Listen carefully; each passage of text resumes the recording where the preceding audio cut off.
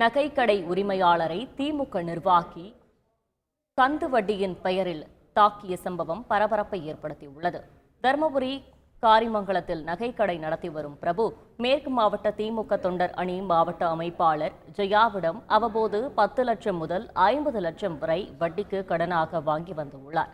கடந்த மாதம் அனைத்து கடனையும் திருப்பி கொடுத்த பிறகு தான் கொடுத்த வங்கி காசோலை மற்றும் பத்திரங்களை திருப்பி கேட்டுள்ளார். இந்த நிலையில் திடீரென கடைக்கு தன் 2 மகன்கள் மற்றும் அடியாள்களுடன் வந்த ஜெயா 5 கோடி ரூபாய் கேட்டு தகராறு செய்து கொலை மிரட்டல் விடுத்து பிரபுவை தலையில் தாக்கியுள்ளார். பிரபு காயங்களுடன் மருத்துவமனையில் அனுமதிக்கப்பட்ட நிலையில் போலீசார் வழக்கு பதிந்து விசாரணை நடத்தி வருகின்றனர்.